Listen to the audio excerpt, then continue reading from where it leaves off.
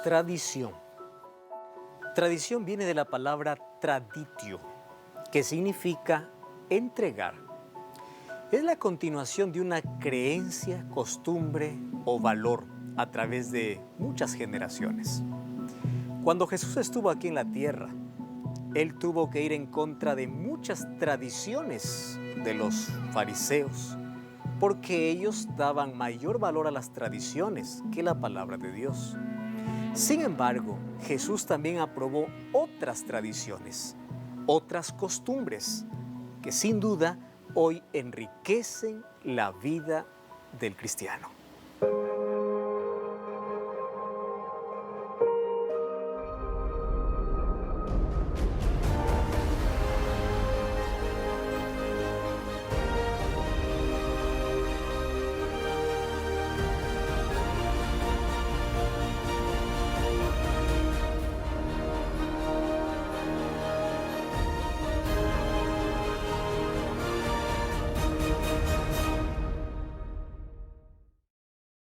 El mayor templo que tuvo el pueblo de Israel fue el templo de Salomón, un templo construido que constituía el orgullo de los israelitas. Sin embargo, ese templo fue destruido.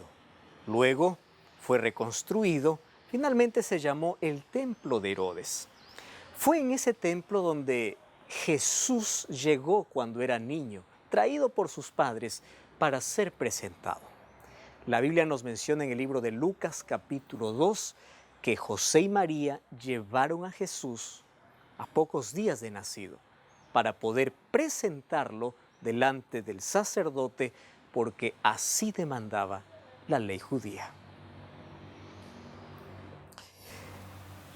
En el libro de Lucas capítulo 2 versículo 29 y versículo 30 dice que allí él tomó en sus brazos, bendijo a Dios y dijo: Ahora, Señor, despide a tu siervo en paz conforme a tu palabra, porque mis ojos han visto tu salvación. Aquí Simeón está emocionado al cargar a Jesús entre sus brazos. Sabía que ese niño era el Salvador del mundo. Si bien es cierto, había una ley que demandaba que todos los niños, allí especialmente los primogénitos, deberían ser presentados en el templo a los 8 días. Jesús aprobó también esta costumbre. Hoy nosotros no bautizamos a los niños. Sin embargo, podemos dedicar a los niños para Dios. Esta ceremonia se hace en una iglesia donde los padres llevan al niño delante de un pastor, un ministro ordenado, para que haga una oración. En esta oración se ora para que Dios pueda dar sabiduría a los padres, para que Él pueda o ellos puedan encaminar bien a los niños. Y finalmente se ora por aquel niño para que pueda crecer en gracia y sabiduría, así como Jesús crecía. Esta es una de las tradiciones que Jesús aprobó. Hasta los 30 años Jesús estuvo en Nazaret. A esa edad, el libro de Mateo capítulo 3, versículo 13 al 17 dice que fue al río Jordán para ser bautizado por su primo Juan. ¿Por qué Jesús tendría que ser bautizado? ¿De qué tendría que arrepentirse? Por supuesto que de nada, porque Él nunca pecó. Sin embargo, la Biblia dice que Él asumió la culpa de la humanidad. Sin embargo, cuando Él fue bautizado, Él también instituyó este rito, esta ceremonia, para poder decir que es el inicio de una relación con Jesús. Si nosotros vemos la manera como Jesús fue bautizado, fue cuando Él fue sumergido allí en el río Jordán. Significa que el bautismo verdadero que Jesús instituyó solamente tiene una forma, y es ser sumergido en el agua. El libro de Mateo capítulo 3, versículo 13 al 17, dice que cuando Jesús fue levantado del agua o subió del agua, allí descendió el Espíritu Santo en forma de una paloma. Y una voz se escuchó del cielo que decía: Este es mi Hijo amado, en quien tengo complacencia. He allí encontramos una ceremonia, un rito instituido por Jesús. A pocos días de que Jesús pueda ir a la cruz, encontramos en el libro de Juan capítulo 13 que Él instituye una ceremonia más para reemplazar a la Pascua. Esta ceremonia hoy se llama la Cena del Señor o rito de comunión.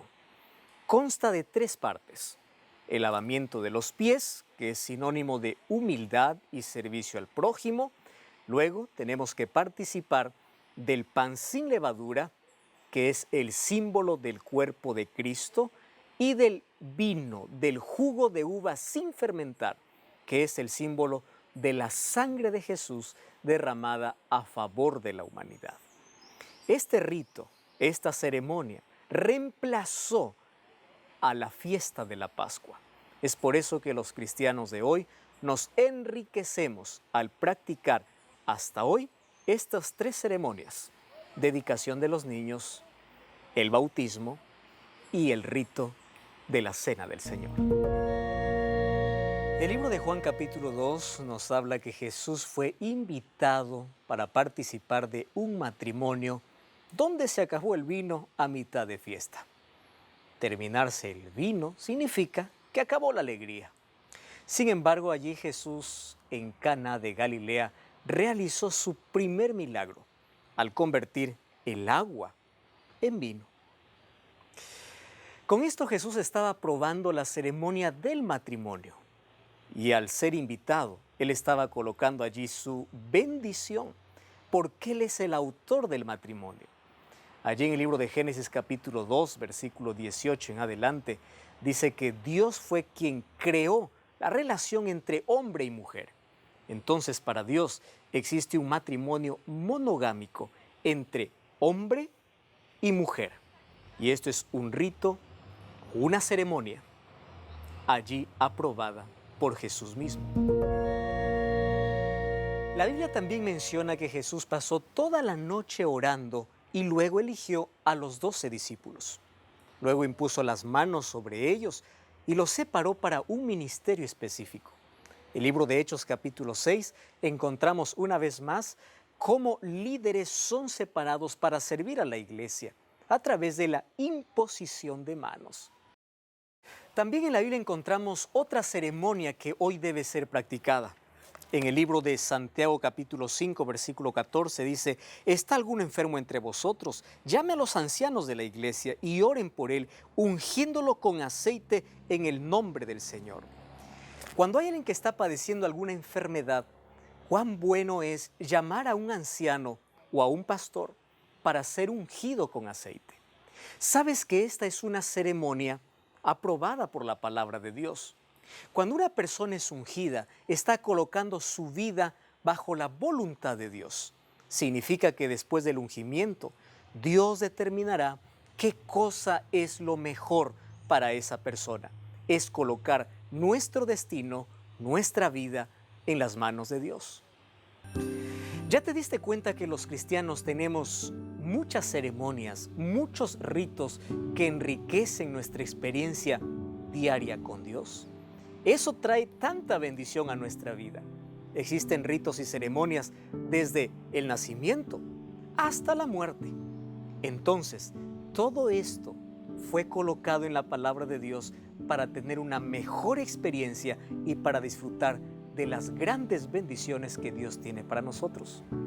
¿No te parece que a partir de hoy tú también puedes practicar estas ceremonias aprobadas por Jesús, mencionadas en la Biblia, y así enriquecer tu experiencia con Dios?